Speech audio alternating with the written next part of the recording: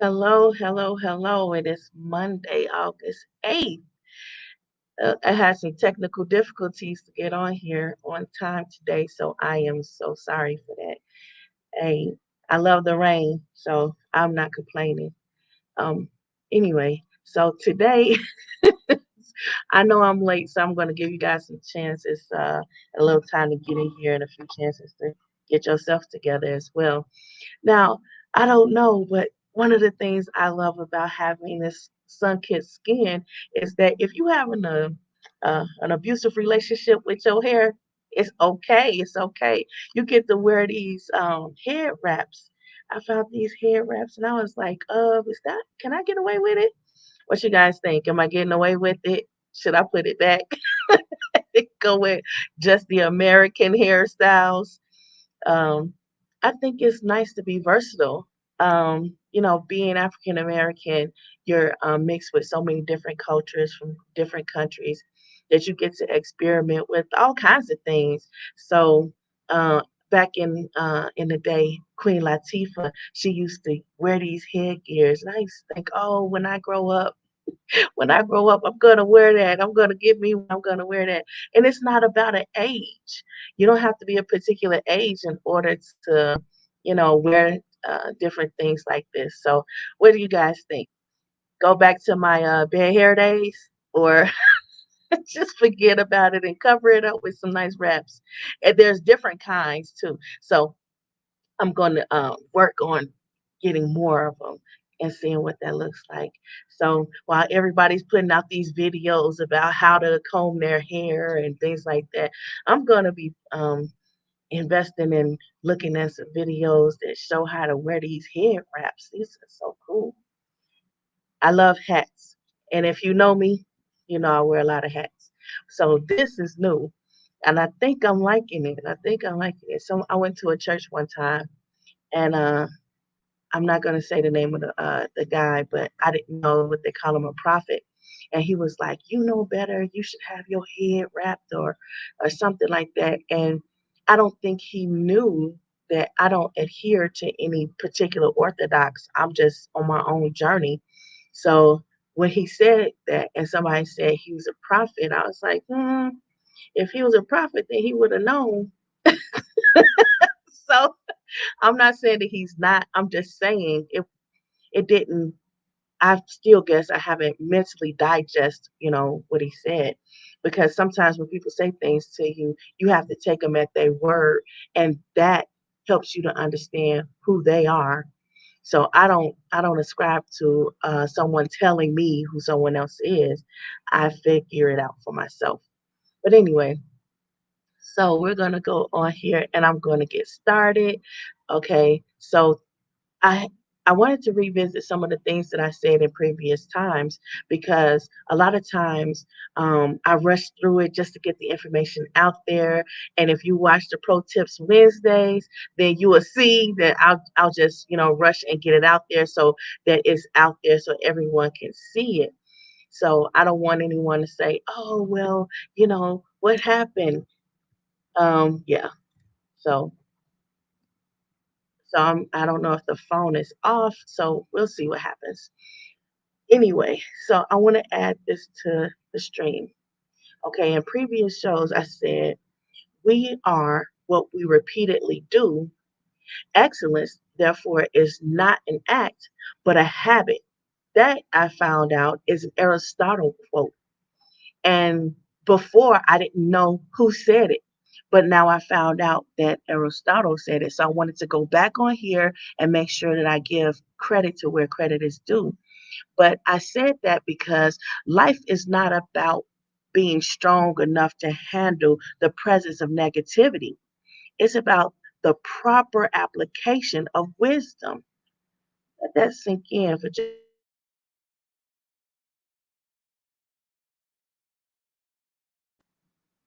So here we have a picture of a diamond. Now, if you think about all the pressure that a diamond goes through, we can see that it comes out just as pretty as can be. So it wasn't about, um, you know, being strong enough to handle the presence of negativity. It was what you did with the pressure, what you did, how you did it. So I think a lot of times we're thinking about things the wrong way. And it's because we're not thinking about it. We're trying to digest what someone else said. So if we stop trying to digest what other people say and we just try to focus more on what was said and how that's applicable to us, how does that apply to us? Then I think we'll start to be more able to, you know, um, function and as critical thinkers a lot better. A lot of times it's not about my husband was getting upset because a lot of people are just following, and it's a lot of stuff out here that's not worth following. But because there's a flood of it, there's a flood of all of that sort of thing out there. So it makes it seem as if it's a lot of it, then it must be true. It must be something I need to do. And that's not the case. You can look at lemmings and see that lemmings followed other lemmings. Now there are no lemmings. So that's definitely not something that we would want to follow just because it's a flood of people following there. There's a flood of things that's happening and going around that way. We don't want to just um, feel obligated to follow that. So if you put out information that's guided perspective and you make that the norm, then you will have more people that are critical thinkers instead of just people blindly following wrong and following things as abnormal, I should say, or undesirable. Can't blame people for following what they see if that's all they see and they're only seeing things that mimic and not things that emulate. The difference between mimicking and emulating is one, imitating is you are only following the perception of what you see or what you hear. For example, if someone says, go jump off the bridge, and you see them jump off the bridge, then you say, oh, okay, I need to jump off the bridge exactly the way that person did it. I need to be wearing the exact same clothing, the exact same hairstyle, and I need to put my hand on the banister the same way they did, or just swan dive the way they did. So you're exactly imitating. But emulating means more like that's your role model. That's someone that you're taking the good of what you see and creating who you are and how you're going to do things. So that there's a difference. Okay, so here we have another slide where once before I said wisdom is the right use of knowledge. And a lot of times we don't understand what does that mean. Wisdom is the right use of knowledge. Now, that means a lot of times people think that you're so smart. You're so smart. And it's not the fact that you're so smart, it's that you're applying the knowledge that you have, the knowledge that you've taken from many different things. For example, let's use me for example. Um, I'm multicultural. I have a lot of different cultures inside me that make who I am. So I take from all the different cultures and I study on them and I learn from them. I learn, you know, from there's parts of me that come from Russia. So I look at the Russian, the way things happen in Russia. I don't condone a lot of the history that took place back then, and I'm not a part of it. I don't condone killing Jesus, for example. I I wouldn't have did it. But a lot of times people do the things that they do because they're trying to survive the times that they're in. But God knows your heart, so He judges you according to your heart and not just your actions because He knew what you were going to do before you did it. And that's why, when Jesus was on the cross dying, He said, forgive them. They know not what they do. And a lot of times people say, well, why are you following when you should be leading? Why are you following an example when you should be you know, you should know better than to follow that because that's not the right thing to do. And it's like, well, I follow because I was following in ignorance. See, God knows your heart. Some people follow because they love someone, and that's the reason why they follow them. And some people follow because they don't know any better. But once they learn better, they may be a little self-conscious of going in a different direction because no one else is going in a different direction. And the human hierarchy of needs that I spoke about a couple of times now, it shows that we have this need to belong to a group, need to be defined by boundaries and limitations, even though a lot of people say they don't want to be limited. But it's still the matter of the fact that your actions are saying, yes, I want to be limited, bound me to this particular group, bind me to that particular group. And I never understood that. So even in high school, I would hang out with different people. And that's why I was a really popular kid, because I had different cliques that I would hang with at different times. So you hang around with all these popular kids, and then the popular kids go somewhere you don't want to go. And you're like, well, I'm going to hang out with somebody else. Oh, okay, you go ahead and hang out. And I would hang out with maybe not the so popular kids. Maybe I'd hang out with, the goths, or I'd hang out with some of the nerds or something, and they'd be surprised. Oh, you can hang. Oh, okay. I'm not talking over your head. I'm like, no, we cool. So it's like when you don't limit yourself, you get to enjoy more of life and living. For example, I don't choose between loving my mother or loving my father. I choose the times in which I spend with either one of them. That's what I choose. I didn't choose if I'm going to be one of the popular kids or if I was going to be one of the nerds. I didn't choose. I did both. I just made time to do both. And it wasn't just that. It was like, okay, well, I made time to, you know, be on the squad for shooting. I made time to be on the squad for gospel choir. I made time, so it's about how you divide your time. So it's not about being so smart. It's about the application of knowledge. So how you are applying knowledge. So you understand that if I spend my time doing this or doing that, or I can spend my time, just a little time, doing all of it. So a lot of times in the generations that we're watching to grow up, they're not limiting themselves to um, one career, one hobby, one interest, and I'm loving it because that's the way I've always been. I never limited myself to one particular thing, and for example, my husband, my brother, and a lot of my other friends were able to retire young, and that's because they um, they went into a career earlier in their life. So that meant that they had time to do more than just one career or enjoy just one hobby or just stick to one orthodox. So you get to do many things. And I feel like if God felt it was wrong, there would never have been that you, if the things that you do were going to be so terribly wrong, God would never have allowed you to be born. But since you were born, you have to understand that it was for a purpose, and that purpose is diversity. That purpose is to show that yes, you can do different things, and different things are acceptable, but there's still, some boundaries as far as how we do that. Hi, Omar. How you doing? Thank you for coming. King James Version, Joshua 23:10. One man you should chase 1,000 for the Lord. He fighteth for you. Yeah, and a lot of times I think that a lot of people, they're fighting more than one battle, and you don't have to, because if you're going and you're doing different things, right?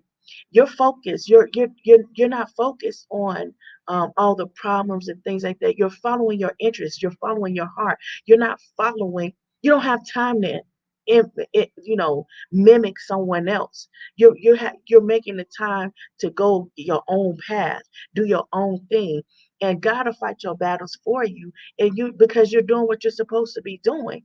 For example, we'll go back to the slides and how we are applying knowledge in the right proportions to the right things. And that is looking like wisdom. So it creates harmony. And that harmony is because of your perception of things. Harmony means respective balance of everything you are, everything you have, and your surroundings. And perception is key to how you will be. So if you think that, oh, I'm following this person and I'm doing exactly what this person says that I should do. I'm doing exactly everything that they say I should do. And you're feeling like, oh, I think I'm missing something. I'm thinking if I do it this way, and then you're going against your own judgment. You're going against your heart. You're going against what you know to do and how you feel you should be doing. And that's where we come into some conflicts, and those are the battles that we create for ourselves. And yeah, God does fight that battle for you, but it's like He doesn't force you. He doesn't force Himself on you. So it's like a lot of people, I said it before, people don't understand how they have to get out their own way. And a lot of times we don't see how we in our own way. We only see that we're coming into a conflict, and we really want somebody to just be more, deliberate in their exhibiting to us how we are in our own way. And they're saying, well, I'm not going to show you how you in your own way. That's for you to grow from and to learn from. And it's like, I can't grow and learn from things. I'm not sure how to ask the question. I'm not sure which direction I should go. But if I tell you, you'll be mimicking and you'll only be following directions. And that's a point, there's a point in that. So here we have another slide, and it's Confucius. Confucius has a few quotes. Confucius says, everything is beauty, but not everyone sees it. And there we go again back to the perception being key. And he says, we have two lives. And the second one begins when we realize we only have one life. Now, a lot of people say, see, I believe there's nothing new under the sun. And a lot of people say, what does that mean? Well, I don't understand Confucius, just like I didn't understand the Bible when the Bible said it. And that's why I say sometimes it's good for people to listen to more than just one person, because they'll say the same thing, but they're saying it in a way that you can receive it, because you're receiving it from that person that you may feel more, I don't know. You may admire more, you may like how they're saying it, or you're just hearing it from them and you're like, oh, you adhere to that? You know that too, so maybe I should follow that. So it's different reasons why people will listen to other people, but the whole thing about, you know, we have two lives. We only have one life. It's not saying literally. It's saying you have two lives. And the second one begins when you realize you only have one life. That means sometimes people say, is that what it means to have a midlife crisis? It's like, maybe, because now they're realizing that all the things they were waiting to do, they need to hurry up and do it. A lot of people call it their bucket list. A lot of people call it, well, now I'm old enough to do this. Now I'm old enough to get away with it, when really, a lot of times in this pandemic, amid this, I don't know how many pandemics there are going on right now, because it's just every time you turn on the news, it's another one. So it's like when you realize that you only have one life, you come to a different understanding about your time. And now you are appropriately applying your time instead of putting everything off. So some people would say during the pandemic, they say, well, I didn't get a chance to spend time with my family, and normally I don't take vacation days, but now, since the pandemic, I realize I want to take more vacation days. Some people may say, well, I spent a lot of time studying, so now I'm just going to do a lot more spending time enjoying the moment, enjoying the journey. And sometimes, people just come to the understanding that they just don't give a crap. And they say, well, caution to the wind. I'm just going to do what I want, and I'm going to try to win, win, win. And that may get them where they need to be. But a lot of times, what it is saying is that when you realize that the sky's the limit, and even beyond that, when you come to realize that according to that you believe, that's what you're limited to. And then you start to realize, I could do what? I could probably do this. I could probably get away with this. And some people, they use that, like old school, they use that as hobbies. It was their hobby. And they have a hobby where this one guy, he had a hobby and he had a job. And at that job, he would work with computers, but he would only do as much as the job entailed for him to do and what they subscribed for getting a promotion. And he would only be limited to that. But on the side, he made applications to do other things. And then when he put that out there, it was like, well, how did you do this? How did you figure this out? And how did you do this? Because at your job, that's not what you do. You don't do that at your job. Say, well, I have a hobby and I'm limited at my job for my career purposes. But in my hobby, I get to explore more. I get to actually apply the things that I know and the things I know how to do. And it comes to find that he had as his hobby was more valuable than that he was limiting himself to for his career. So that's what that means. When you realize that you can do something and you just go ahead and do it. And a lot of people say, well, I had to throw caution to the wind in order to do what I'm doing and I'm winning. So I'm just going to keep on throwing caution to the wind. It wasn't that. It was the fact of the matter that you stopped limiting yourself. You stopped putting yourself in the boundaries. You stopped subjecting yourself to the criticism of others that bound you to be restricted from reaching the excellence, the level of excellence that you have now, that you have realized you only have one life. And the next thing Confucius says is respect yourself and others will respect you. Some people say that they don't know, but if you think about it, a lot of times people look at these like 600-pound life people and they have a spouse, 600-pound people, and they have a boyfriend, 600-pound people, and they're living life more than the people who going to the gym every day.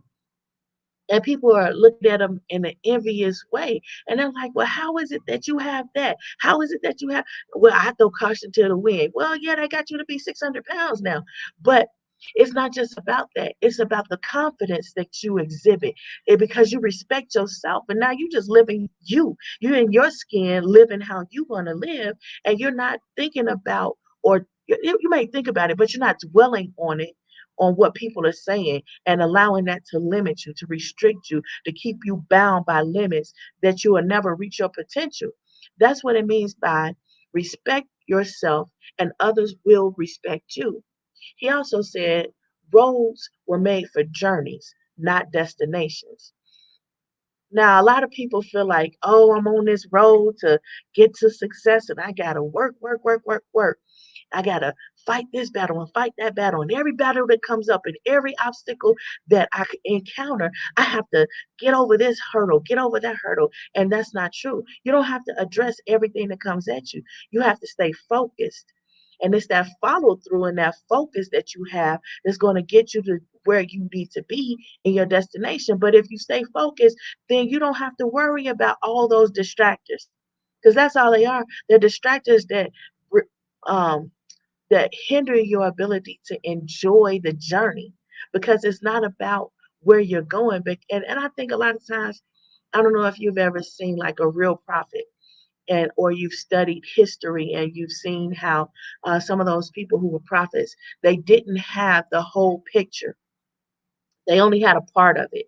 And like the kings would call for the soothsayers, and the soothsayers and the prophets were only able to give the kings so much information about the journey.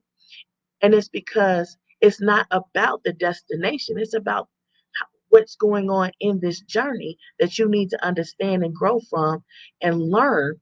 So the soothsayers and the prophets, they only have a snippet of the information. And there's a reason for that. And the reason is roads were made for journeys, not destinations. And the question was always, will I get to this place? Do I get to this place? Will I, how many children will I have? Or, things like that. And it's not about a lot of times people say, well, you're asking the wrong questions. I was watching this show and it was really good. I don't normally tell you the things I watch, but I was watching this show called Sandman. It's a series, The Sandman. And there was these three witches or soothsayers or whatever you want to call them. And the Sandman wanted to know where his tools were. Spoilers if you watch it, so careful now. I'm telling you right now, spoiler. Okay, so the soothsayers would warned we're only going to give you so much information. So be careful of the questions that you ask. And then these people come up again. But it's not just in this particular show, but it's all the time throughout history where people would seek knowledge and the person given the knowledge would say, I can only give you so much information. So you have to be careful the question that you ask. And that's important. What's the questions that you ask? So those things. Some people don't make it to the destination, but it's still the allure of asking the question. And we always feel the need to ask questions. I'm not accustomed to asking questions. I just go with the flow. I listen and I just I pray on it and I just do what I feel led to do. So it's really awkward place for me to be put in a position where I have to ask questions. That's just my personal problem. Yeah. Okay, anyway, uh Confucius says, he who knows all the answers has not been asked all the questions. He who knows all the answers has not been asked all the questions. And what does that mean? People say, oh, you a know it all, you know it all, you know it all. No, it's not that you know it all, it's that you know what you have learned. And now that you've learned that, you share that, you look like a know it all, you look like you're applying the knowledge that you have and you're trying to create your own wisdom. But when people are out here and they're mimicking other people, I mean, mimicking them exactly, it's like clearly you know nothing and you're just mimicking and you have no idea why you're even mimicking this person other than the fact that you have a destination you're trying to get to and you may not even get to that destination. So it's like is is your existence in vain? No, it's not, because at some point, like Confucius said, you're going to get to the point where you realize you only have one life to live, and then you're going to start living it. And then there's never going to be enough time for you to live it. And even if you knew what you were going to do in the beginning, it's still just never enough time. So here we have some biblical quotes because I like to create balance. We have Eastern faith and we have Western faith. So here in Romans 5 and 8, it says, but God demonstrates his own love for us in his while we were still sinners. Christ died for us. So it is like some people say, well, God didn't send Jesus to die for you. He knew you were going to be a sinner. He knew that you would need a sacrificial lamb, and he knew that some people just can't afford it. Who has a lamb? Who owns a lamb that they could slaughter for all their sins? One lamb for each sin. Nobody. Come on. Because especially during this pandemic, no one has anything that they can just squander away like a lamb or anything like that.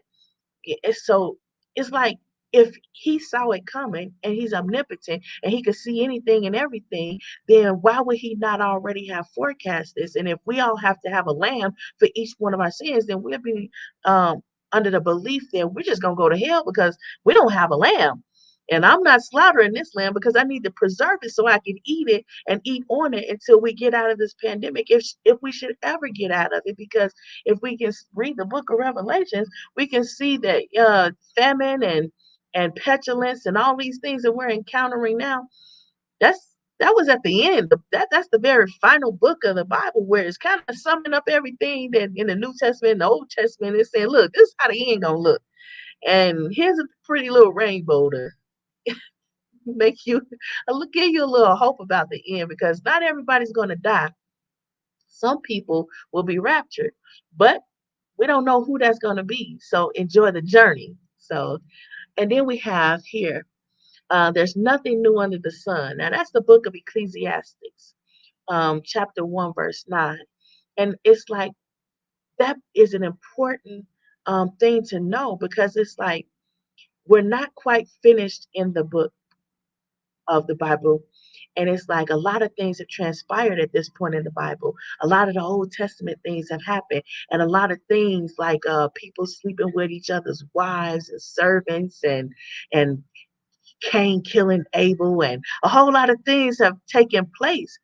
And the book of Ecclesiastes comes right after the book of Proverbs, which is the book of wisdom, which is why I use Confucius, because Confucius quoted a lot of knowledge appropriately applied. A lot of people say wisdom. So we're going to use wisdom. So it's like you have all of this knowledge, and you have all this knowledge of the history and who begat who, so you know your lineage.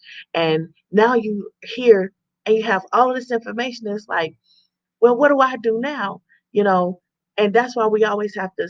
That's why it's important to study history. Now that's a plug for the Thursday show. It's a reason why you are encouraged to study to show yourself approved, and that study should include studying history of your lineage or your family or your where you come from and all the different cultures that make you who you are. And the reason why that's important is because you get to learn. For example, I learned that from my ancestral history that I have some Jewish for the Jews who killed Jesus, that's in my blood. And it's like, oh, wait a minute.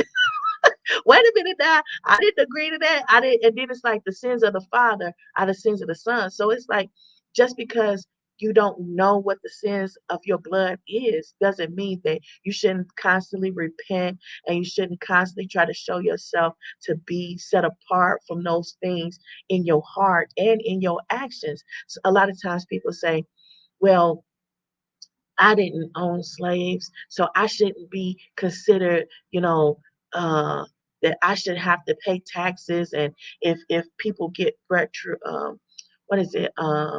If people get what was it? I forgot what it's called, but it's like where the money would come from. The money would come from somewhere if people had to give reparations, and the reparations would clearly come from taxes. So a lot of people feel like they shouldn't have to pay because they didn't own slaves, and it's like, oh, that was my ancestors that did that. But to show yourself set apart from that, it's like to say, okay, I didn't agree with that, just like I didn't agree with the Jews killing Jesus. I'm like, God, I'm so sorry for that. And when I watched that back in the day, when they would put those New Testament shows on where Moses had the tablets and he's out there throwing it at the people because he's mad that they're out there idolizing idols and worshiping idols, and he's up there getting old because he's sitting there trying to hear the word of God and out the word of God's mouth and all this that. And it's like, you're doing what down here? Take that. Jesus, God said, take these words here, take them. And that's not the way we should be. But it's like, all the children of Moses, they didn't just say, oh, well, that was my father, I don't have to repent for what he did. It's not. It's an acknowledgement, an admonishment. And it's like you're saying, well, I understand that took place. I'm sorry that that took place. Let me acknowledge that that happened. And let us work together to find common ground that we can work on to move forward.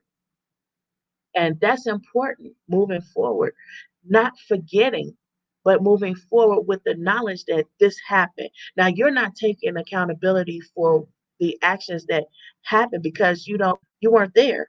But what you're doing is you're acknowledging it instead of saying, well, yeah, that didn't happen. Oh, well, it wasn't that serious, and belittling it, or saying, well, it wasn't you, it was your ancestors. You don't want to do that. I don't want to say that because my Jewish ancestors said, well, let's kill Jesus because that's blasphemous that he would come on here and say that he's God's son. Like I don't agree with it, and I don't want to make it seem like going a particular path or a particular orthodox faith that I'm in agreement with it. And that's why I read in the Bible where they come to understand that God judges you by your heart and your actions. So it's not to say that just because you say you're a Christian or just because you say you're a Jew, that you are under this particular training or people should see you in this light, or just because you have this sun-kissed skin, that people should say, well, you group you with this particular type of people, or just because you wear a head wrap like this, or you don't wear a head wrap, that you should be grouped in with these type of people. That's why you have to watch what people do, watch what people are saying, and that is how you learn. So that's what it means by there's nothing new under the sun. So if you keep watching and you keep learning, then you will understand what you're seeing. Now, the next quote from the Bible, or the idea we get from the Bible, is some people believe that we must forget to forgive, but humans have one life to live. We must learn, remember what we learned, and grow. What glory does God get when we claim we forgot? It's more strength in admitting we know, we remember, and by God's grace, we continue to do what we are called to do. Love you one another as I have loved you. Judge not, that ye be judged not. For with that judgment ye judge, ye shall also be judged. With that measurement ye meet, it shall be measured to you again. Now, meat in this form is defined as dispense or allot justice, a punishment, or a harsh treatment. And yes, that is directly from the, you can go and Google it and check it out. And that is the right pronunciation for METE, is meat. Okay, so a lot of times we see a word or we'll hear a word and we don't know how it's being used. And that's why I said in my very first show, February of this year, that you have to ask, what do I mean by what I'm saying? Because it's like you have a thought, and that thought may not be in alignment with what I'm saying or what I'm thinking and how I'm feeling. So that's why we always have to ask people, well, what did you mean when you said that? And it's not that you're stupid. It's not that you're goofy. It's not that you for having to ask that question. It shows maturity in you that you're asking that question. It shows that you're open and receptive to understanding things, and not just being stubborn and sticking to your own ways. So when we open ourselves to learn things, we can do better at things. Okay, so here when it says it's more strength in admitting we know and that we didn't forget, let's look at that more closely. When we say it's more strength in admitting we know, we remember, and by God's grace we continue to do what we do, that means that, despite the fact that I know that you don't mean me any good, and you'll do everything in your power, like a snake trying to take all of these characters across the waters because he's the only one that can swim, and everyone's saying, "Are you sure you're going to be nice to me? Are you sure you're going to get me across this stream?" Because it's flooding and there's a fire on this end, so I got to escape over here, but I can't swim to dry land because I don't know how to swim. The snake says, "Yeah, sure, I'll take you. I'll take you." And they forget that this snake ate the last person that trusted it. And they'll trust the snake and they'll ride the snake across, and they will never reach their destination because the snake is going to eat them. And even if they do reach their destination, it is only for the purpose that the snake should swallow them later. So you cannot forget, you can't forget. What you have to do is you have to accept what it is. You have to remember what it is. And then you have to make decisions. For example, if you know that snake ate some other people, it may be better for you to learn how to swim like right now out of the need and the necessity to try to get across on your own than to be relaxed and to trust because you forgot that you cannot trust. And it's like to say, well, okay, well, we're going to forgive. Now, I've seen a lot of British people who do not forget that a child molester is a child molester, and they will not allow that child molester to re-enter the community. And that's because while they may have forgiven, they cannot trust that person again because you caused harm to someone that is supposed to be our future. And the children are the future. So if you harm them or you devastate them, you traumatize them, then they'll be altered in a way that's going to impact our future when we're older. and need to depend and rely on them. So we definitely don't want to forget and allow you to have that same privilege once again. So it's not to say forgetting is a bad thing when it comes to forgiveness.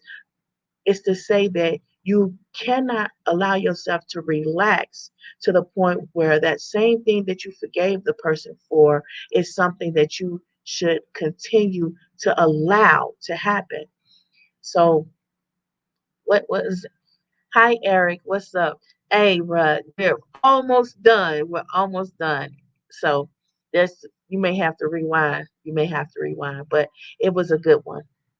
So we're gonna go back here and finish up this last slide. Oh, this is the last slide. So a lot of times we want to have a recap in these shows so we can go over it. So I guess you're just in time. I decided to start doing that because a lot of times people come at the last minute, or if I do a presentation, I want people to be able to see what the slides were. So I started doing that on Wednesday to give you a sneak peek and to show a few slides. So I want you to be able to go back over some of these slides and see, for example, some of the images. So, for example, in one of those shows that I had, I showed an image. It was a lot of things. It was a lot of information, and there was a lot of pictures. And there was some things I was like, well, you'll probably digest this on your own later. And I don't feel like a lot of people need their hand to be held in order for them to digest information. So I I don't do it, but perhaps I should. But the very first slide I showed you was this. And in this, we can see a picture of a diamond.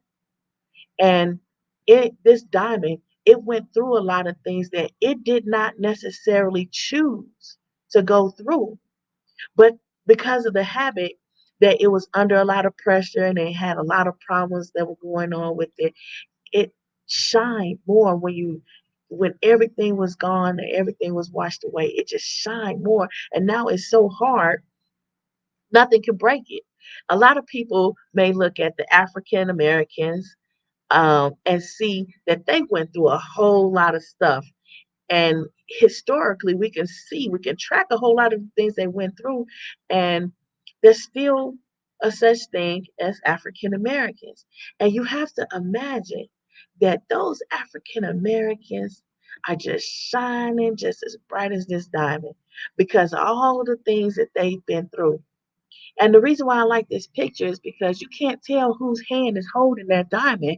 It can be African American, it can be a Caucasian, it could be an Asian, it could be anybody that's holding that diamond. So that diamond, you don't know whose hand you in, and a lot of times that's that's the problem. You know, African Americans are in a country where they are everyone, and you don't know whose hands you're in, but you can trust that the hand you believe and you trust that you're in is God's hand, and He's going to carry you through regardless of the ambiguousness of whose rules you're under at the time that you're under that rule. And I said that to say that African Americans are everywhere. They're all over the world, and they're in different cultures, in different houses, meaning different Orthodox, different faiths, different families, and different ties to different people. And it doesn't matter. It doesn't matter. The matter of it is you're in God's hands. And God is the one that knew you before you were born, and He'll carry you through.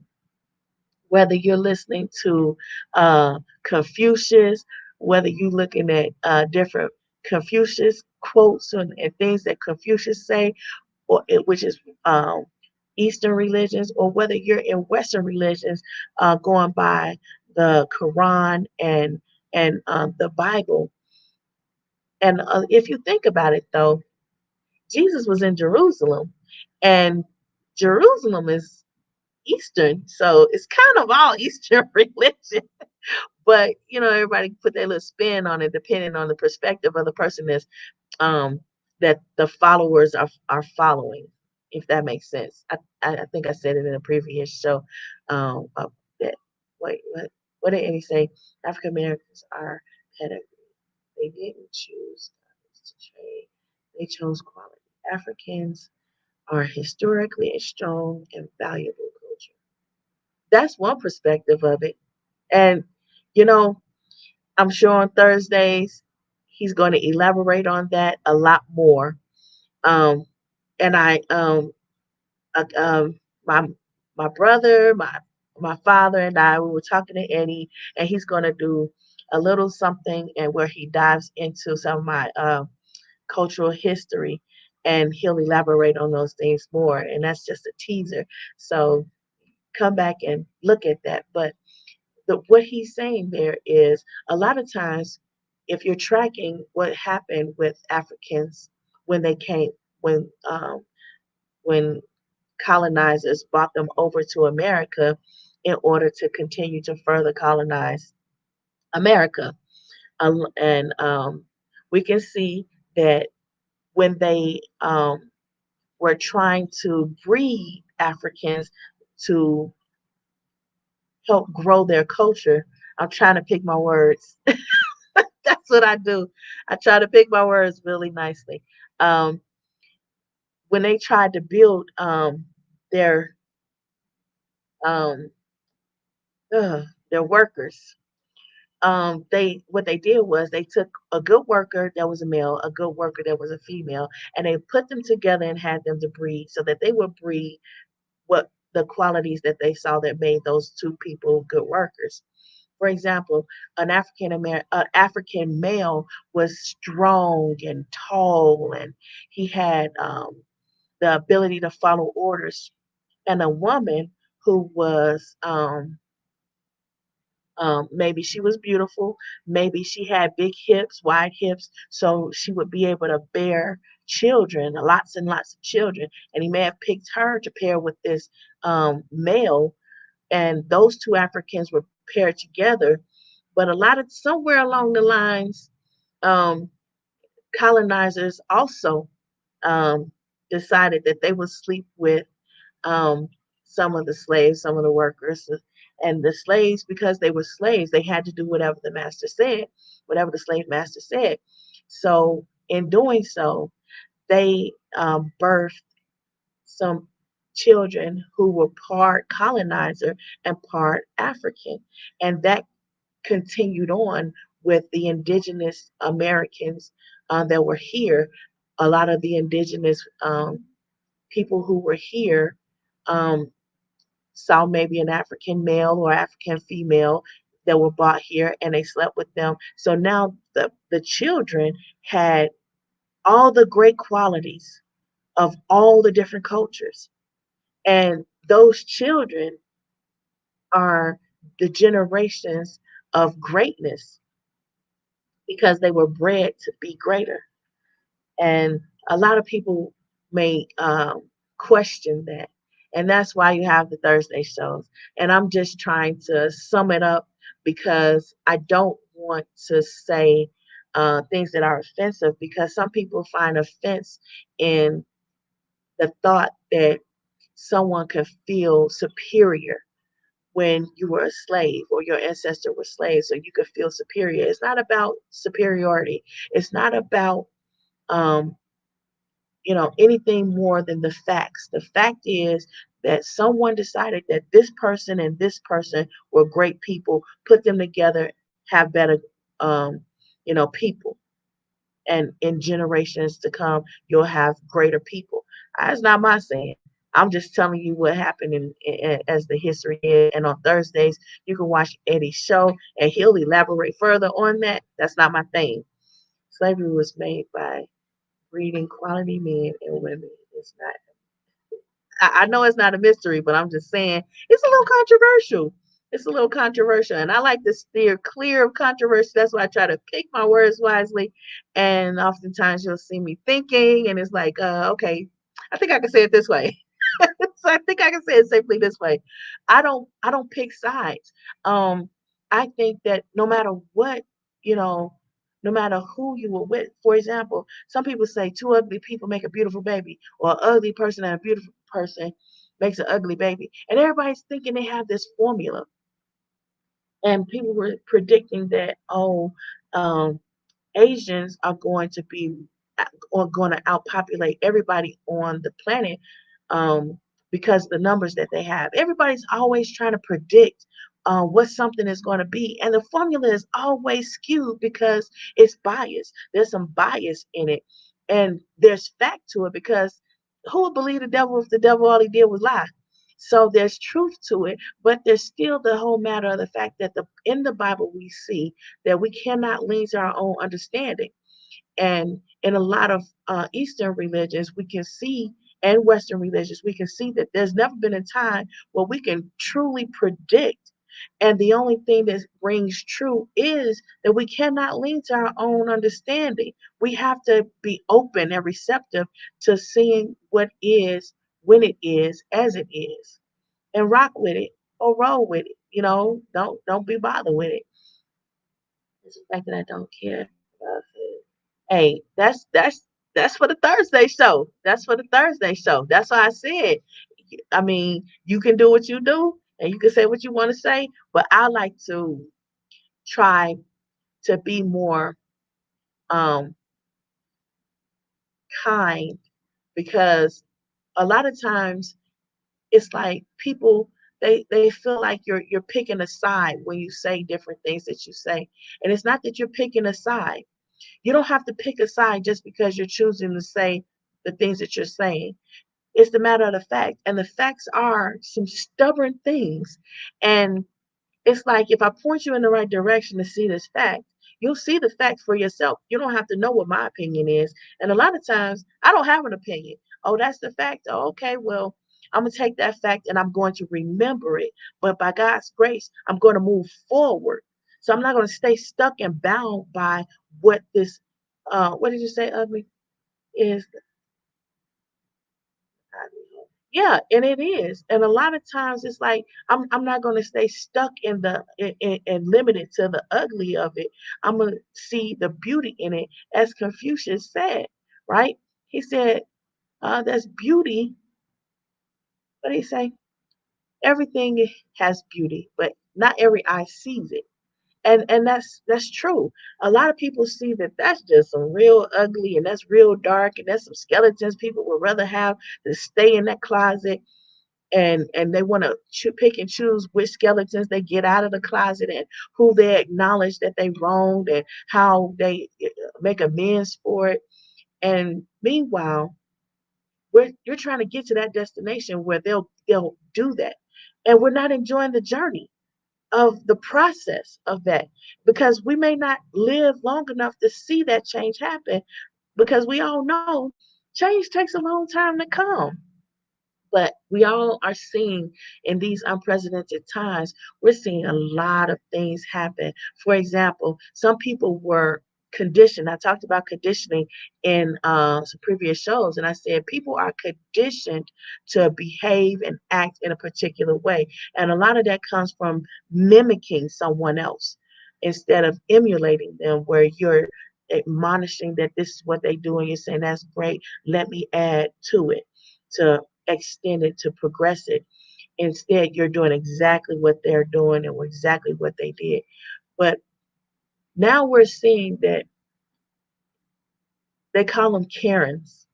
I have a friend named Karen, so I don't like to say it because she's a sweet person. But anyway, they're calling them Karens, and they're like destroying people's worlds or trying to. And in doing so, just like in this show I showed you, in that same thing that you're doing to other people, you're also doing it to you, because that's the same measure that you'll be met. Where's that slide?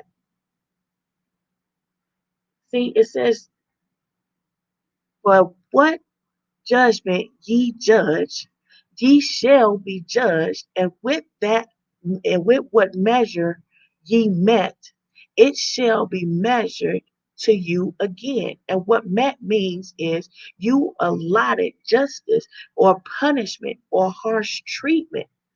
And the Karens that are going out here doing the things that they're doing, they know what they're doing. They know that their tears are trying just to manipulate and force people to side with wrong because that's what was the norm.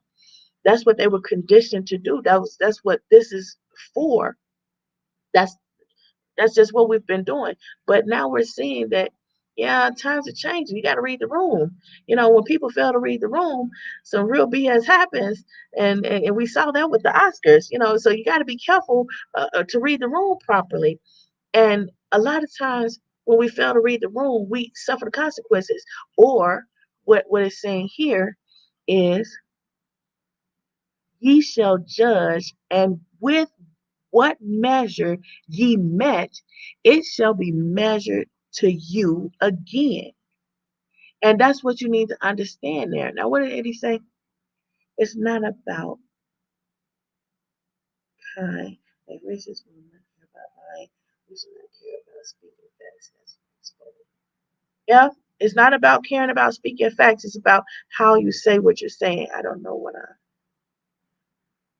Okay. But we can pretty much be sure that it's going to be historic because that's what you say on your Thursday history show. It's history. So anyway, so that sums it up. So I came full circle with it. So remember, if you have any questions, remember this is interactive and I would like for you to, interact more. So I have Pro Tips Wednesdays where I come on and I give a couple of pro tips so that you can come back and say, oh, you know what, you said XYZ, let's touch on XYZ. Or you could talk about a previous show where we talked about some things so you can see how it comes full circle so we can get further on this journey and not just be focused on the destination because the destination, like we've said before, we've seen in history, some people don't get to the promised land. Moses, that was the destination, the promised land. He got just outside of it, but he didn't make it in. He saw some of it, and that was wonderful from a distance, I'm sure, but some people are not meant to get to the destination. They're only meant to enjoy the journey. So we are not sure because no soothsayer can tell you exactly what it is. So you have to just enjoy what it is for the moment that it is. And don't be so focused about the destination that you're you're not enjoying what it is in the moment. And a lot of times I'm so focused on what I'm doing that I'm not bothered by the distractions. I just keep going. And I'm like, oh, well, that's really distracting. And I'll just keep focusing on what my purpose is. And my purpose is what my presence is there to do. And that's all I'm intending to do. And all the distractions, I'm like, oh, I'll acknowledge that it's a distraction, but I'm not focused on it. I'm going to focus on the purpose of my presence. And that's what a lot of people need to do. And they'll find themselves at peace more often because people are here to try you. People are here to distract you. People are here to say some things that's going to knock you off your square. And you just got to realize, yeah, yeah, I see you. And don't be bothered with it like water to a duck's back. You can't allow those things to distract you. So if you're judging, um, in that respect, you say, yeah, I see you. And anyway, I'm just gonna keep on going, doing what I'm doing. And it's like, okay, that's the same way that you'll be met with judgment. I see you, but yeah. And see, that's how people understand the spirit in which you're coming from, when what you're doing. So if you're doing things and someone perceives it to be malicious, because they feel like you had malice in your heart. And it's like, no, I didn't know that happened. I'm sorry that happened. But now that you brought it to my attention, let's cover that. Because I don't want you to, feel some type of way about what I did or what I said. And it's like, I think that's why, people like me tend to, get along with people because if we know we've offended someone, like the Bible said, if you've offended your brother, if you've hurt your brother, try to say you're sorry. It didn't say convince them. I'm just saying, it didn't say stick around and convince them and give everything you got until that person feels that they can forgive you or that you didn't mean any harm. That's not my thing. I don't convince people of nothing. I'll tell you, and by my words, you can take what I'm saying or not. I'm not going to try to convince you because we all have our own perceptions, and perception is key to how you'll be and how you'll enjoy your life. So you can enjoy your life or you could choose not to. And again, harmony means respective balance of everything you are, everything you have, and your surroundings. And perception is key to how you will be. And if you continue to let distractions to bother you and keep you down, then you'll be down and it'll be dark. But if you allow distractions to be like a pebble to a window or a pebble to, you know, it don't matter if it was intended to be a stone or a bullet or whatever, because you'll see even bullets aren't exactly killing people to the point where, they shot them, riddled them with bullets, but they're still alive because it's not so much about all of the things that come to hurt you. It's about what God will allow. And that's why you have to understand that no matter where you are, no matter what house you're in God's hands. Okay, so that's my show for today.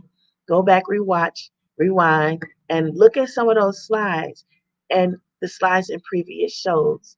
And don't forget, this is interactive, so hit me in them comments. Like, subscribe, and share because you never know who you're helping because mental health is physical wealth. Have a good day.